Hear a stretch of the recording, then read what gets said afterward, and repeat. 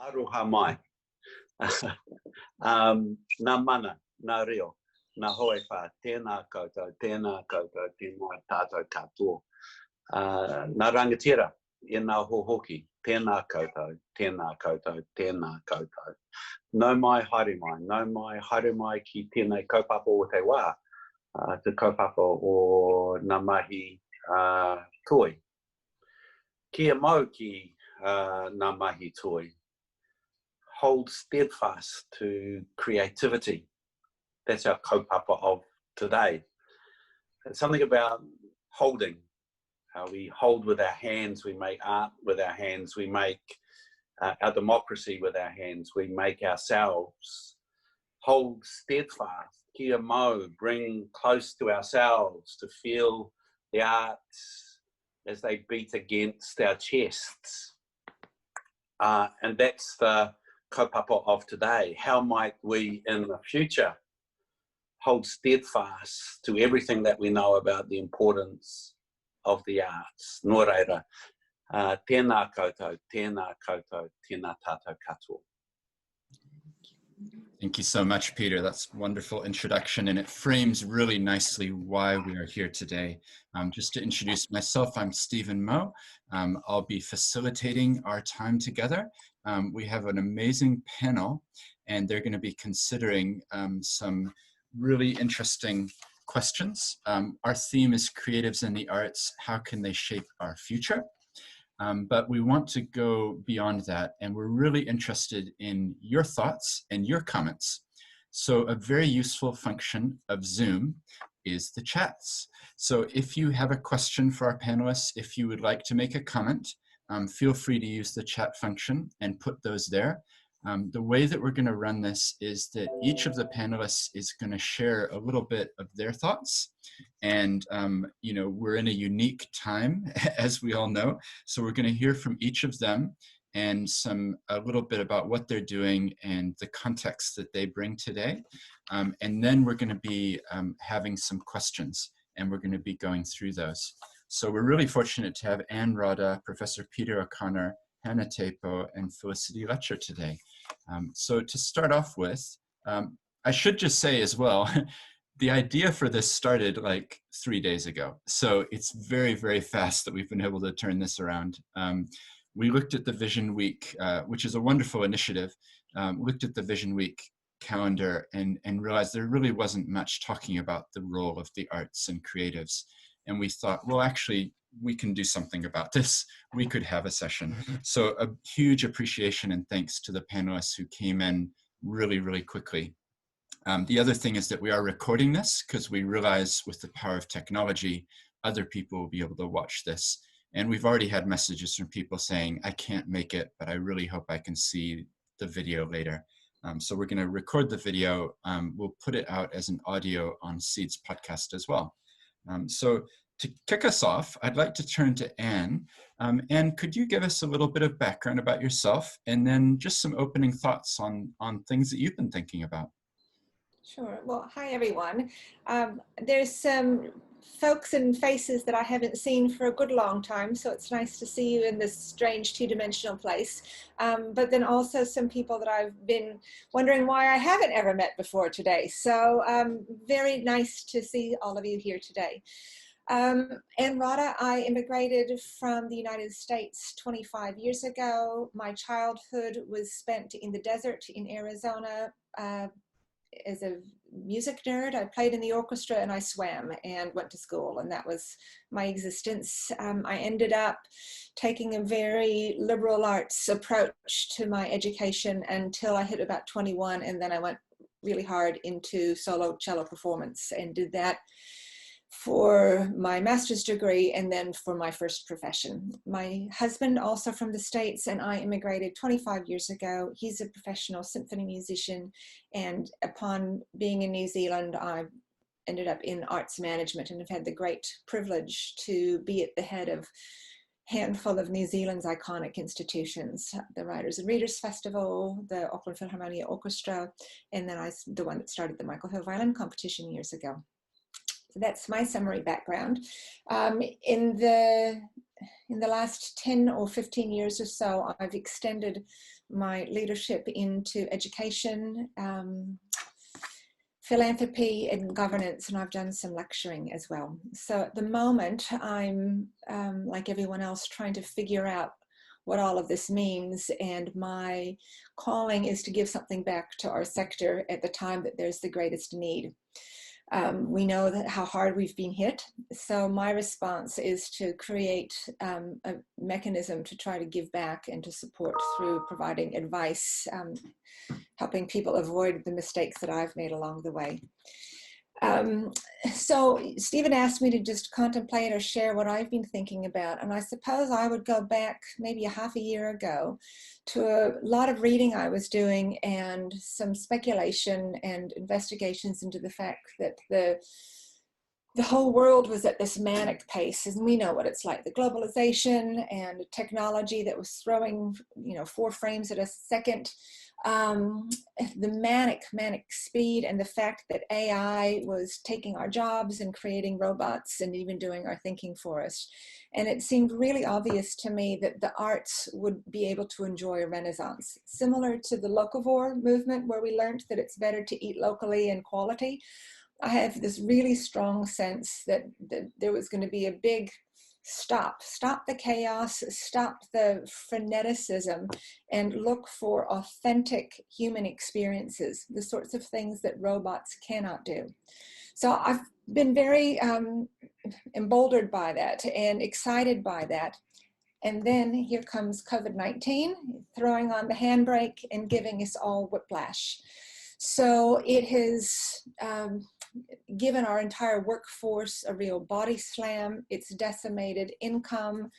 It's challenged our reason for existence. And it's created a good 18 months of, well, of some complete lost income, but a future of uncertainty. And I understand that hugely. In isolation, however, our artists have been creating art. And so we are going to be seeing the sculptures and reading the stories and the poems and hearing the symphonies that our artists have been creating over the last couple of months. It also has shown us the resilience and how creatives and artists, true to their DNA, have harnessed technology in ways that we never thought before. So as peculiar as it is, we've seen symphony orchestras and entire casts of music theater and the Met Opera performing from their living rooms. We've seen theater companies present Chekhov in 2-dimensional space. And it's really important that we remember and attribute all of the things that tried to keep us sane during lockdown were produced by artists. So that, in my opinion, and I hope you agree, illustrates even higher the value that creatives have to our, not only our situation, but who we are. So this time has taken stock, I believe, of what's important, that the creative arts will be able to enjoy their rightful seat at the head table if we're noisy about it. So in times of crisis, the arts become very central to our lives. They help us understand. Who better to parlay chaos, lack of resources, lack of sleep or too much sleep into beauty. This is what we do, and we do it better than anybody else. And we know that. It also shows us and others how to express the unimaginable. It gives words, it gives solace, and it reminds us what it needs to be human. So as we're moving out of this 2-dimensional and back into 3 and 4 and 5-dimensional space and reality, we have got to make sure that we claim our space in all of this ability, because we are the ones that are going to be the frontline workers now. Thank you, Countdown. Thank you, our police force. But now more than ever, the imagination, the resilience, the ingenuity, and all of those skills that creatives have been developing since they were old enough to hold a paintbrush or read a book or write, this is what's needed now. So I hope that's a call to action, Stephen, and will engender some good discussion from here. Yeah, no, that's wonderful. It frames it really nicely, and I completely agree with you. And the interesting question is this: what next question? What does the new normal mean? What does it involve? And whose voices are being listened to and actively speaking as we move forward? So what we're going to do is continue to go through the panelists and hear their perspectives and a little bit about them. Peter, do you mind sharing a little bit of your perspective?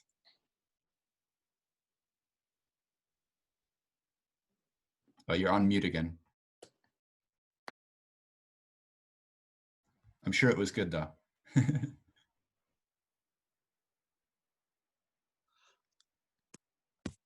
Sorry, I'm working off my phone. The microphone on my laptop's not working.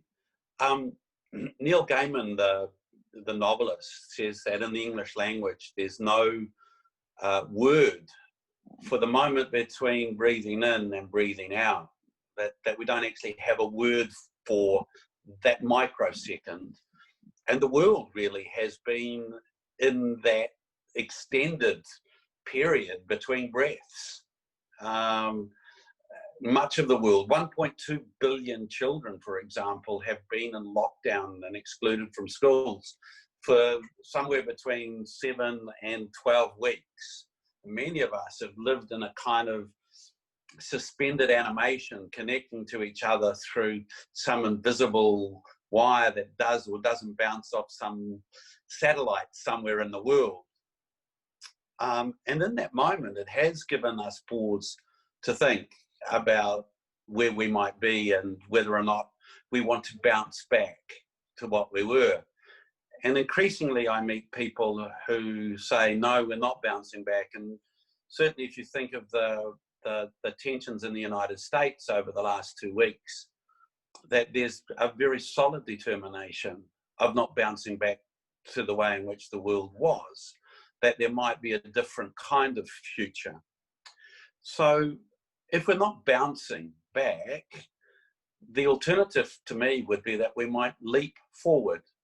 We might sing our way into the future. We might dance our way into the future. We might paint. We might do a whole range of ways to help us imagine what the future might be. There's also a sense that we won't actually get the chance to do that there will be other agendas that will be placed upon us. So one only has to look, for example, at the agenda that you see in the Auckland City Council emergency budget, where the arts don't exist particularly, where they've been slammed and slashed and cut and burnt. And so there's another agendas which are about actually bouncing back to what we privileged, what we saw as valuable. And perhaps there's a metaphor in a vision week where the arts don't exist. That despite your good intentions, even in the group that pulled us together, we're relegated to the Friday afternoon slot. In fact, after the rest of the Vision Week process is completed and finished and the summaries have been made. And perhaps part of the problem for us in the arts is that we exist still in a bubble. We talk to ourselves. We talk to each other in this echo chamber where we all agree about the importance of the arts, but we never seem to get the chance to talk to anybody about that beyond ourselves. And so there's a danger in these kinds of things where artists talk to themselves and remind themselves about how important they are to society. But when the real movers and the real shakers, the scientists, the transport people, the people who work around tourism, the city council gather, we're not at the table. We're nowhere near the table. And so that's what's been exercising my mind really since being invited to be part of the panel.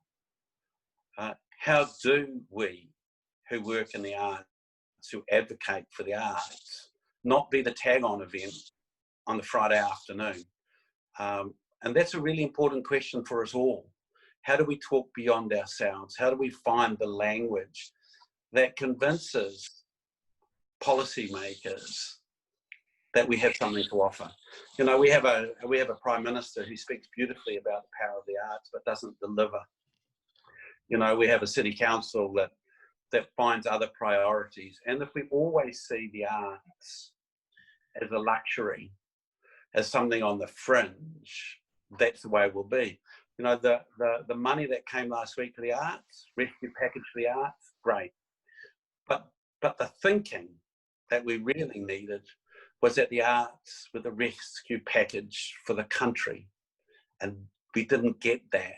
So those are the kinds of things which I think are really important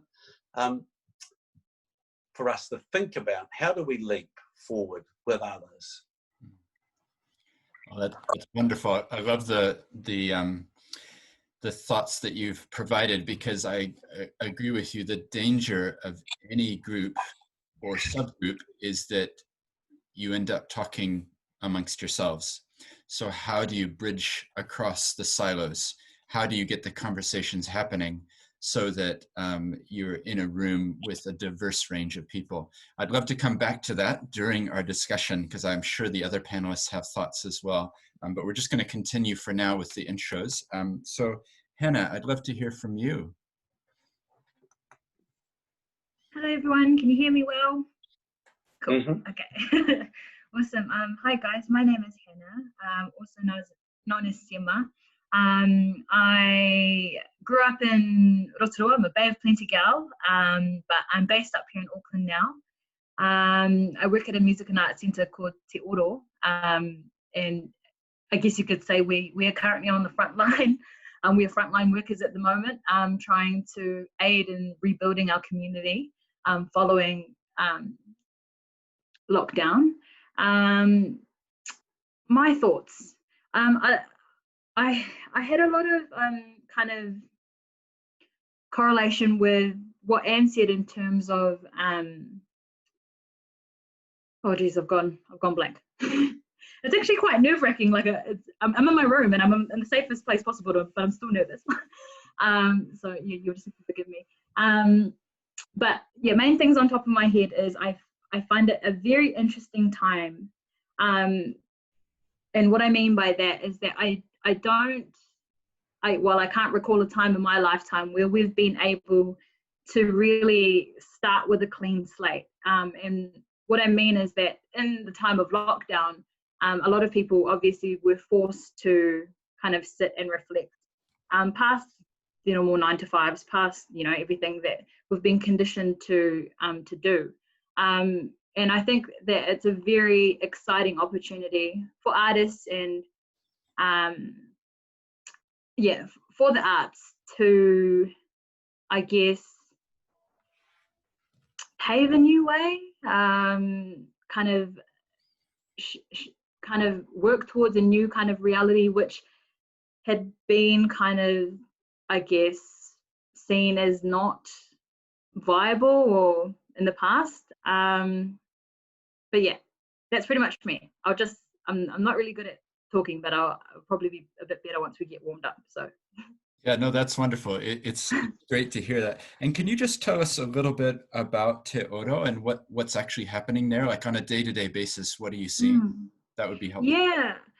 So as you know, we've just gone into level 1. So we opened about 3 weeks ago. We were still in level 2. So Te Oro is a music and arts centre that's based in Glen Innes in Auckland. We're owned by the council. And basically we provide free to low cost programming for youth, arts-related programming for youth aged from 12 to 24. We've just turned 5, and yeah, we've got music facilities, we've got a massive dance studio, a theatre. We've also got a big arts room and so many resources at hand. So right now, our main focus is just providing a safe space for our community.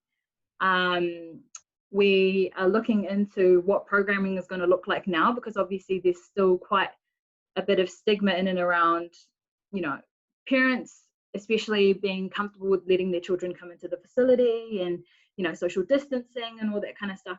We're still feeling the effects of that. So yeah, that's pretty much our main focus at the moment. Oh, that's really good. Thank you. And I think that that will help us because you're right at the coalface there. You're actually, you know, seeing the impact that's being had right now. So I'd love to come back in a minute to hear a bit more about that. The final panelist is Felicity. Do you mind telling us a bit about your background and what you're observing? Kia ora, everyone. My name's Felicity Letcher. I have had the great fortune in my life to have spent my entire life in the creative industries and in the arts. And my work has really been about creating environments for creative people to operate and do their very best work in. So that's kind of in a nutshell what I've always done. And I started in the theatre. I had a family that really valued the arts and the theatre in particular. I always went to the ballet, we went to the theatre, we went to music. It was a big part of who we were. I sang in the National Youth Choir. I did my letters in speech and drama. When I went to Germany as a 17-year-old, it completely blew my mind that culture and art could be such an integral, normal part like breathing. And that, I think, was one of the first formative experiences that I had of just the normalization of the arts. I always knew that my family was a little bit different, that arts was not something that everyone did. But to be around kids my age, 17 at the time, who took part in a school program where they paid $5 every Thursday, and you would go and see whatever was on. Could have been opera, ballet, and you just got the seats that were left over, and everyone did it. It was just something that everyone did together. It was a community event, actually. And that for me really opened my eyes to the role that arts could play on a much broader basis, that it was an integral part of the culture and just part of being in that particular community, obviously in Europe. When I came back, I did a BA, and then I decided to do a diploma in drama with Murray Edmund at Auckland University. And I very quickly, instead of being an actor, which is kind of what I went there to do, I ended up producing and setting up databases and things like that. So I think my role in organising people and my ability to connect came through right at that early age. And from then I produced a lot of comedy. I worked with Sugar and Spice, to Rodda. I worked with the Silo Theatre right back in the day. I was on one of the first boards that hired Shane Bosher.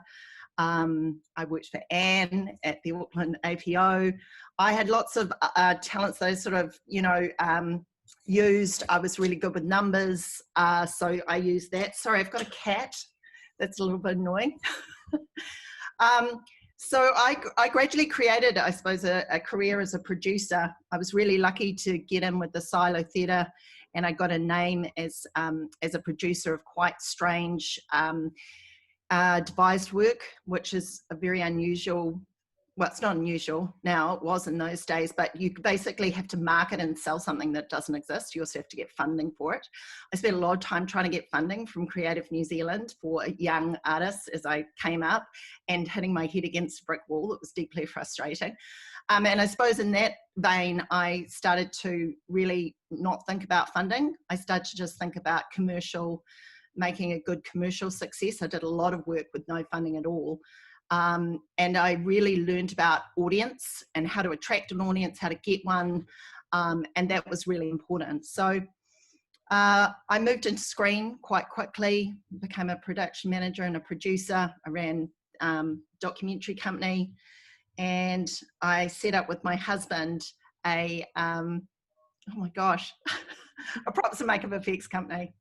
And I sort of started to work in screen strategy during the incentive crisis, when my livelihood was being threatened. And again, that was about government funding and government support of my sector. And I learned that in order to have a voice, I wasn't going to be told by government officials to stay quiet and just wait and be patient, that I actually had real skin in the game. We had a workshop, we employed people. And so it was really important to me that voice and that point of view was put across. So that's what I've been doing in the last few years. I've been very involved in the sector. Last year I was extremely lucky. I was worked with ATED on the attraction of Lord of the Rings and Netflix, and I set up a screen development program which had skills and training, business development, and sustainability, and a large digital network that connected post-production studios. So that's my sort of what I've been doing. And I suppose what I've been doing most recently is I've led the screen response to the COVID situation. And it really resonates with me what Anne and what Peter and Hannah have said. And I would say that the biggest thing I've learned during this time is connecting and talking. Siloization is a big thing we deal with in New Zealand, and it does have a lot to do with funding. We are extremely competitive with each other around a very small piece of pie.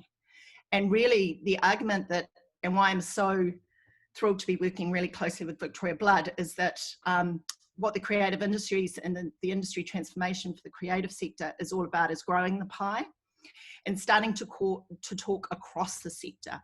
How is it that we can all work together? We're a very small nation, 5 million. We depend on export. And so how can we turn, and we're extremely creative. It's absolutely incredible. I'm working with the MO group right now that is about creative companies in New Zealand coming together to say we're open for business. And the creative companies in this country are extraordinary, but they're very small. So I suppose for me, it is about coming on panels like this, sharing my experience, which is very much based in the arts, and how I've been able to use that to create a creative industries career, and how really we need to look across the sector to survive. That's what's going to be the future. And that goes for the screen, across creative industries, and into the arts as well. We're not, any of us are immune. So anyway, that's enough for me. Great. No, thank you. That's really helpful. And I like the words that you were using there about connecting. It's interesting because I've been talking a lot with charities and groups like that. And the words that are, it's very similar words. It's how can we collaborate? How can we work together? We can't just go back to the way things were. Now we have a great comment here in the chat from Tim Walker. So I'm just curious, Peter, just turning to you, because you'd originally raised this idea of, are we having a voice, and how do we communicate, or are we becoming siloed? What Tim says here, do we want art to speak beyond our bubble, and as part of that confront wider realities and challenges, or do we want the rest of the community to simply support what we value about the arts? Do you have any thoughts on that, or that theme of bubbles and collaborating? Yeah, I think it's really important that we work across the sector. But really one of the other things that we haven't done particularly well is work beyond the sector and to develop those kinds of partnerships and relationships. So, you know, government at the moment is investing in a whole range of different sectors that the arts are central to. So, for example, tourism, regional development, education, corrections, youth development. The arts are embedded inside those sectors, but government doesn't see us, doesn't recognise us, doesn't see the enormous contribution that we make, that you can have those organisations doing, artists doing that work. I mean, we at the university have a group called Te Ora Oaha, the Creative Health Network. There are 500 artists working in health and wellbeing. You know, we have a government that calls itself the wellbeing government, and yet there's no strategic funding or management of funding for artists who are working in places like hospitals with young people, with the extraordinary kind of work that Red Leap's doing, a whole bunch of different or the amazing work in Glen Innes, which is, you know, driven by large amounts of it, driven by philanthropy, driven by the whim of local councils or whatever. But because there's no strategic vision for how the arts might actually play roles at a wider policy level, we end up standing in a queue alongside horse racing and sports for the handout. And I think that's part of the difficulty, that we need actually to be building those strategic alliances. How could there have been a vision week, back, you know, not without hammering it, where they talk about tourism and arts and culture's not in there specifically? How can they talk about transport and not the arts? How can they talk about regional development and not the arts? How can they talk about education and not the arts? But it's done all the time. And it's because perhaps we spend too much time talking to ourselves. I think it's really important that we talk beyond ourselves. Can I just pick up on that? Sorry, I think it's such a really valid point. And I think that in order to do that, you really do need to get, as Anne said, you need to get really quite loud about it. And you need to make those connections with other industries, which you play a key part in supporting, and where you come out of, and where people can actually have those T careers where they have an arts practice, but they also have other things where they augment their earnings through and, you know, their world through. I mean, I like the word practice because it really describes that working at something. And in order to have a practice, you do a lot of different things inside that. In our workshop, for example, we have a lot of different kinds of people who are artists, they're painters, they're musicians, but they come and work for us maybe for 15, 16 weeks at a time, then they go off and do their art for 3 months. Now, I'd say they're an artist, but they're also part of the creative industries in the screen sector. And that kind of mindset that they bring with them is extremely important. You can be both. It's a huge luxury in this country to just be an artist. You need to put yourself in a context of other kinds of work and really be finding your audience. And that's both commercial, but also individual. So this is about speaking multiple languages, isn't it? Being able to bridge across. I'd love to turn to you, Anne, and hear your reflections on this. And also, if I can just get you to speak about boards as well, because I know that you've been involved in boards that aren't necessarily what we might term creative or arts boards, you know, but you've had experience across a range. And maybe this would be a time to share about a collaboration that you and I have had as well. Stephen. Yeah. Very elegant. Well, just a direct response to Felicity. Artists invented the gig economy. You know, we know more about portfolio careers than just about anybody. And so it's very natural that we inhabit and demonstrate to others that this is what it's done. I am of the same view as Peter and others that we're too in our own silo and in our own echo chamber. Certainly it's easy because we have common values and we can speak the same language, but it does give us the impression that we're this precious little needy commodity that draws on outsiders to give us advice for legal or accountants, or to buy us tickets, or to donate, or to sponsor us. And we need to get rid of this them and us kind of mentality, tear down that wall, because they need us as much as we need them. And so we need to blur the lines and make sure that there's a two-way dialogue. And because we're artists, we're naturally inclined to co-create. We're really, really good at producing projects together because they're fun and because we have a bit of a buzz together, and we might have some cross-marketing or some larger pieces like that. But if there's nothing that follows on from that, if it's not strategic, then what? It's a fun thing, but it doesn't have any legacy. So if we really are going to collaborate across our sectors, across our sector, and integrate into others, we need to do it at the highest possible strategic level. So that's a natural kind of transition into boards, who, as we know, are the big decision makers. And so I've been, as Stephen said, involved in a few different boards, and waving the arts flag as one would expect. The opportunity to prick the conscience of governors is really critical right now, because every single company has had to exercise more creativity in the last 8 weeks than they ever have before in their life.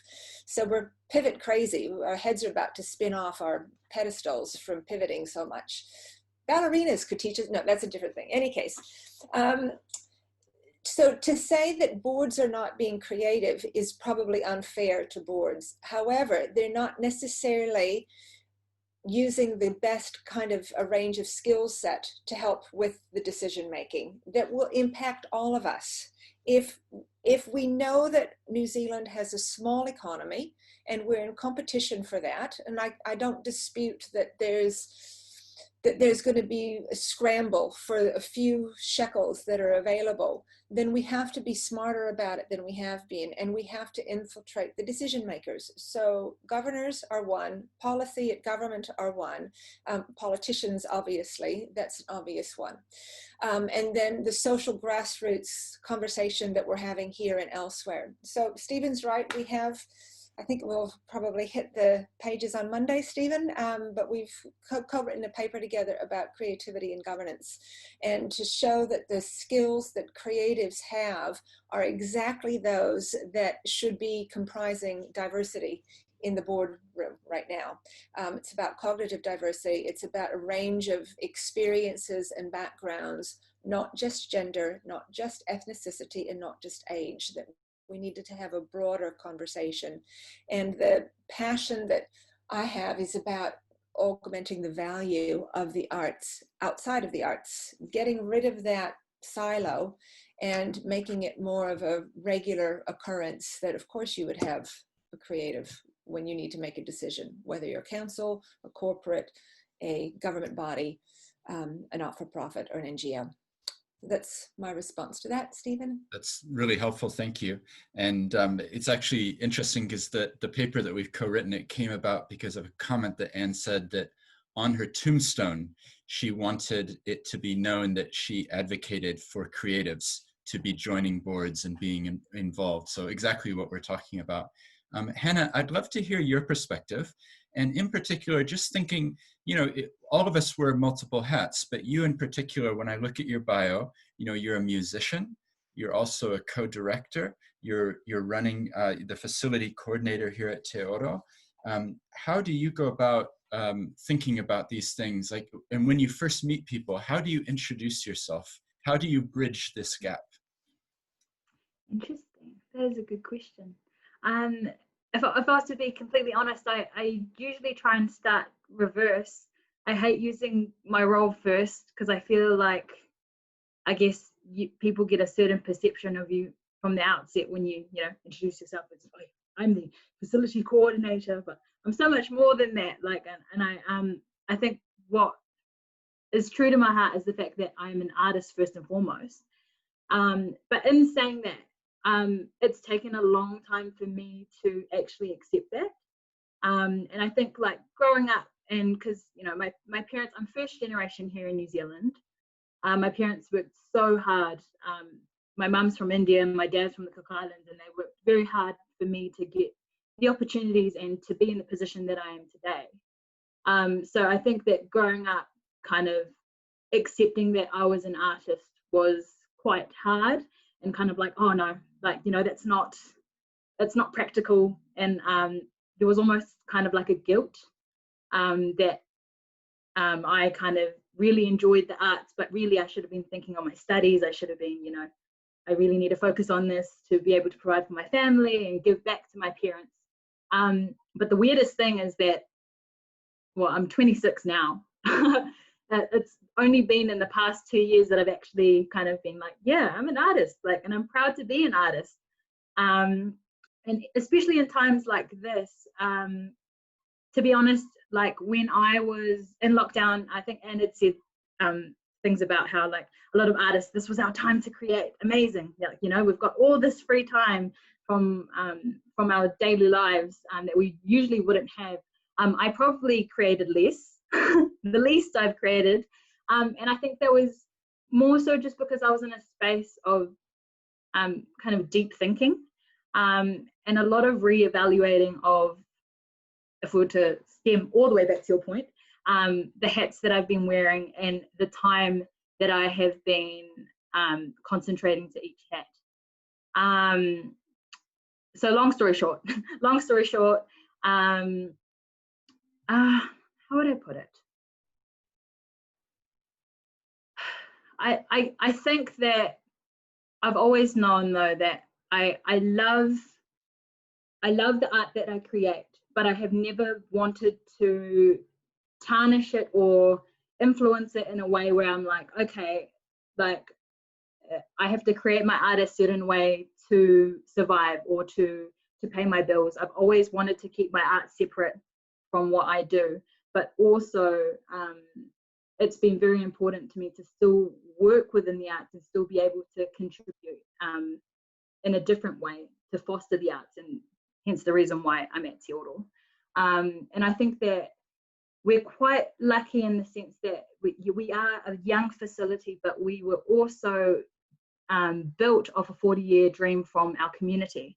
And just as context, we have a charter, and basically we've got like 10 kind of goals, or 10 almost kind of points of reference in which all of our programming, everything that or all the partners that we engage with, everything that we do at the facility has to align with these goals or these marking points, and that's kind of like aligned with the decisions that the local board makes as well. So for many other facilities that have been a bit more, I guess, flexible, we're lucky in the sense that we still have our charter. So it's not kind of like they're like, all right, well, you know, we're in the hole now and you guys are just going to turn into a venue for hire. We still have this charter to somewhat protect what we do at Te Oro. But yeah, I hope that kind of answers your question. I'm so bad at tangents. No, it's good. And it's helpful just to hear the practical experience as somebody who's, you know, has that tension. And I'd like to pick up on that. And I open this question or this next road that we're about to go down to any of the panelists. I'm just looking at the chat. And actually, to be honest, this makes me reflect on myself. Like, why am I here? Why am I in this Zoom call? I'm not an artist, am I? Oh, wait a minute. So this quote is really quite interesting because my actual job is as a lawyer, but I do a podcast as well, which I view as a form of art. And then people don't know this, but for every podcast interview, I try to write a poem for that guest to thank them. So Anne hasn't received her poem yet, but that's kind of part of my kaupapa, you know, the purpose. And this comment here from Helene, I love it. It says, unless people experience the magic and role arts can play, they really can't understand what we are on about. There's a perception that it's something for people with talent and not part of just normal and social personal expression. People think they must be trained and pay lots of money for that too, to be creative and have it play a role. So the point here is, how can we, again, bridge gaps between an understanding of even who is an artist? What does it mean to be creative? Any thoughts of that from any of you on the panel?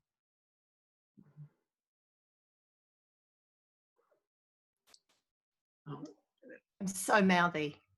It's my problem. I think those two things are quite different. Like, I'm quite creative. I'm very creative, but I work with artists. I think you can be extremely creative and explore that in lots of different ways. Not a lot of really creative scientists, actually. And I think it's a way of thinking, and it's a way of exploring the world. It's why Google now is looking to not hire people with set degrees. They hire people with arts degrees and humanities degrees. It's a really different way of looking at the world. I love the fact about art, for me, that's very much about a shared experience, because I come from a performance background. For me, there's nothing like being in a same space with people and breathing the same air and smelling the same smells and having the in-moment experience. It is completely unique. It's really interesting when you look at gaming. There are some types of gaming that are now exploring this. It's obviously on a digital scale, but you have to be in a certain place at a certain time to experience a certain thing. For example, they've had Travis Scott and Marshmallow appearing in the Fortnite game.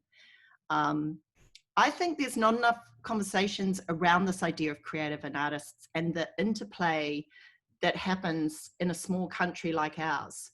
Ironically, in the UK, they have much more of a, as we were been talking earlier about the cross-sector, you know, conversation. People are influenced by art a lot more than they consciously do here.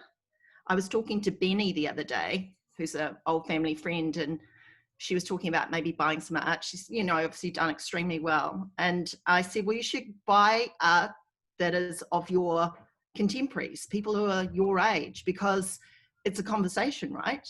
You're both making art at the same time. And she went, oh, I hadn't thought of it like that. And that's what it is. You know, you should always think about what's happening around you at the same time. What films are happening? What what popular music, what classical music. We should be able to riff off all types of art and all types of popular culture, because that's what makes a living, breathing situation an ecosystem, because that's what we should be in, an ecosystem, not the arts, creative industries. It's an ecosystem that thrives and requires each other to have an open dialogue. I like that thought, and the ecosystem image is good rather than uppercase arts like over there. It's more integrated, isn't it? Anne or Hannah or Peter, do you have any thoughts or things you'd like to say? I was in a school this morning, wonderful school, Sylvia Park Primary School in Mount Wellington, and I met 5-year-old artists, 5-year-olds who understand the importance of making a mark on the world, who understand that through their senses they can come to understand it and speak about it. One of the difficulties, I think, is that as much Western thinking is done is to silo out parts of our life. When we're little, the arts are absolutely central to who we are, how we see things, and how we express what we are. Schools kill that, kill it stone dead. And that's part of the problem, you know, and until we actually start thinking about how 5-year-olds who play, who take risks, who experiment, who love language, who love to sing, to skip, to dance, to do all those sorts of things, who then become deadened to the world through the kind of education system we have, and that's all part of it. How do people end up in their 20s, having been 5-year-olds who laughed, skipped, danced, played, and sang, feeling as if they should be embarrassed that they're an artist? You know, there are things which happen in our education system which are pernicious to the arts. And so, you know, part of the lack of strategy, of course, that that for me I keep going back to, is that the arts aren't valued in schools. They get hammered and replaced with other kinds of priorities. So seeing the 5-year-old artists this morning was good for my soul. And what needs to be really good for our soul as a nation is that they keep seeing themselves as artists, not artists in waiting, but artists. It's good, thank you. Yeah, I agree. I've got young children, so I completely agree that there's just innate, it just bubbles out, doesn't it? So yeah, I hear you. Anne or Hannah, did you have any thoughts on that? I wondered if I could jump in actually with a question for Peter or anyone else who knows an answer. There are some countries who've got this right. I know that in South Korea, as a response to the terrible problems that they had with Japan, and when the country needed to invent itself, that the country decided that it was going to embrace the arts as the way to bring the well-being and social identity together. And so it threw a lot of money into the arts in education, tertiary and secondary. It brought their nationals that were scattered across the globe doing exciting world-class events back home to teach. And so they've built this incredible ingrained sense of culture in the last, say, 30 or 40 years. Peter, I know, is aware of how Ireland has embraced this. So what I wonder is if we can think about what can we do here in New Zealand now when there's appetite for conversations like this that we haven't enjoyed before? How can we seize this and draw on other examples so that we are talking to more than just ourselves, as enjoyable as it is? Can Peter talk about Ireland, maybe? I could always talk about Ireland with a name like O'Connor, but they certainly, everything that they do through the Irish government is framed through Creative Ireland. So that's everything from schooling to prisons to policy to public sculpture. But there's a place even closer to home for us, you know, Christchurch, you know, smacked over in so many different ways. They have really embraced an understanding. You speak to the artists and the role of the arts in Christchurch. You know, it's extraordinary. We learned a great deal, or we think we learned a great deal from Christchurch. But one of the things that we could really embrace is the way in which the arts became central, not to the physical rebuild of the city, but to the spiritual, cultural, soul aspects of the city. You know, I get really tired of businessmen talking about business all the time, and that's what we have to focus on now with what's going on with COVID.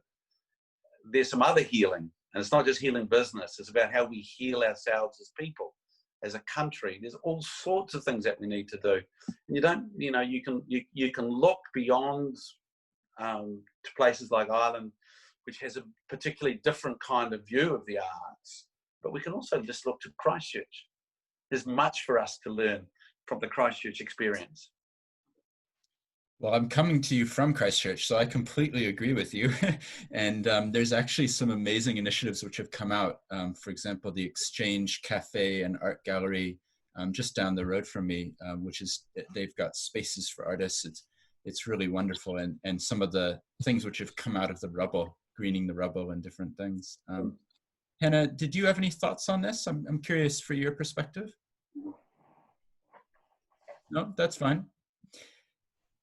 Can I just say I completely agree with Peter. I think it's been, I studied Northern Ireland a lot when I was doing my screen development, and they have a really interesting way of approaching screen over there. It's very open, and they do a lot in the training and development space.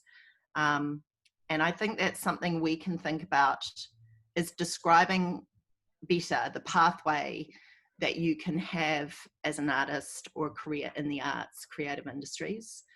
We forget that for a lot of people, there is no cultural capital. They don't know what that looks like or feels like. It's quite frightening.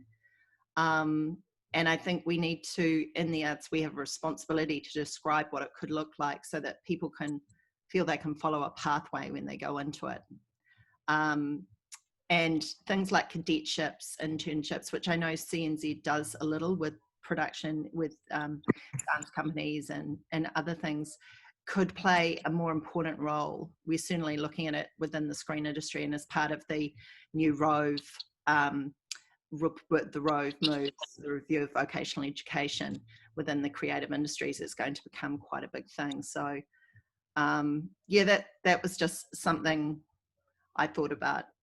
No, that's really good. What I was talking about. That's perfect, because it bridges into the sort of the final area that I wanted to talk about. But just before we do that, the screen and the importance of it, I think, you know, when you look at the Lord of the Rings and the feature films and what goes out from New Zealand, it's incredible in terms of the benefit, the cross benefit of these things being shot here, because all of a sudden there's the beauty of New Zealand right there. And you think about the millions of tourists, you know, people talk about the tourism industry, but I can guarantee you, if you talked with those tourists, many of them would have been inspired by some of the art which has come out of the country. So I'm really curious though, some of this, one of the, you know, we've kind of kept it at a high level. We've said we need to bridge gaps, we need silos, we need education. I think we need to ask, what next? What does this mean practically? Is there any practical steps we can take? Do any of you have any thoughts on this? Because I'm keen that we don't just leave it at the conceptual, and that, you know, we need to collaborate more. What comes next? I think Hannah should answer, because she's young and they have a much more adaptable view of the world. I think they do it a lot easier. You're probably writing across lots of different content platforms just like breathing. And you don't probably even appreciate that for people like us who come from another generation, that's quite scary. And I think the young people like Hannah and what Hannah's doing is really key and important. They can play a really big part in leading the conversation, because it's going to be their world, and they should be the ones who say how important it is to be thinking about well-being and about how to express ourselves and how to do that through TikTok, like somebody said on the chat, and on YouTube, and not just through in a theatre or in an art gallery. I think the Hannahs of this world probably have the strongest voice right now, and we should all be going and joining her, and she can lead a hui for us. All right. Okay. Okay. Now I've got to provide the silver bullet. Silver bullet of knowledge. For my moving forward. All right. I think that for me, the biggest thing, that I've observed in our generation is, I think that a lot of us have the ability, or are not afraid to kind of do things that are out of the norm. And what I mean by that is that, like, obviously, my parents' generation and my grandparents' generation, like, there were set paths. They were kind of like, you were going to go to study this to end up in this career, and now we've got this massive kind of field of options that we can go into. And I think that what's most important, for me as an artist anyway, is that we don't forget our ability to connect with everyone. Oh, I've got a hand up. Can you hear me? Oh, sorry, someone was waving and I was like, oh, did I need to stop talking? That was Felicity just waving goodbye. Oh, okay, bye Felicity. Okay, what was my train of thought? Okay, moving forward. Okay, I need to backtrack now. Let me just turn it off. 1 second. Sorry, I just got put off. Youth future. Yeah, all I can come back down to is that I think that in times like this, it's been very interesting to observe and see how everybody has the ability to feel something collectively, and I think that is the way in which we need to move forward. Like I think that sometimes it's kind of like, oh well, growing up there was kind of a mentality that you had your own kind of little bubble and you experienced that on your own, and like you dealt with it in whatever worldview that you were conditioned to grow up in or anything like that. But I think that we're in a time where it's okay to expand that. It's okay to support others. And yeah, I don't know if I'm waffling, but yeah, I have no like golden bit of knowledge, but that's okay. We didn't expect you to solve all the problems of the world. It's okay. Yeah, well, we are drawing to a close, but Peter, Anne, did you have any final thoughts that you wanted to share? Well, the World Health Organization released a report on the arts and wellbeing last year. That report is a synthesis of over 3,000 pieces of research which looks at the links and the relationship between arts and wellbeing. We pride ourselves in New Zealand that we beat COVID with the science. Well, there's a science about the arts too. And the science of the arts is that they're cheaper than Valium, they're cheaper than investing in mental health services, they're cheaper than a whole range, they're cost-effective ways to ensure individual, community, national well-being. And that, part of the problem is that, government has senior science advisor, has 30 science advisors who are advising government and corrections and all those policy areas on the science. We need artists advising government on a regular basis about what we know the arts can and could do. if there was one thing that I would really want to achieve other than the arts in schools, would be for government to listen to the science about the arts. Have a look at that report, build some policy around that. That might make quite a difference, really. Maybe what we should be doing as artists is talking to our science friends and saying, can you advocate for us in government because you're there ahead of us? Good, thank you. Appreciate those comments. How about from you, Anne?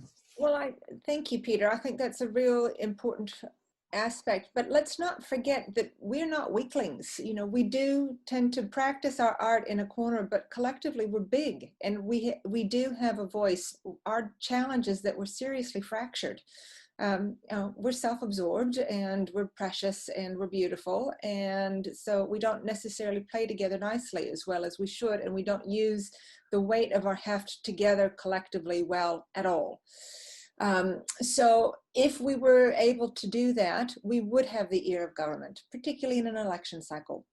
You know, one only has to look at one of our major parties' list and seeing that the arts portfolio is number 27 or something. So it's not particularly well valued. That's not good enough. But we need to have our current minister for the arts perhaps a little less distracted on saving a nation and focusing on the arts as well. So we do have some work to do, but if we want to be able to show the government the science, then it really is, we have to be noisy about it. Great, thank you so much, Anne. That's really good. I agree. And it's interesting, the themes that have come through today, I think, even in hearing about your own journeys and where you've come from and the type of art that you're practicing, through to this idea of how do we communicate, how do we collaborate, how do we get our message out. I think it's been really helpful.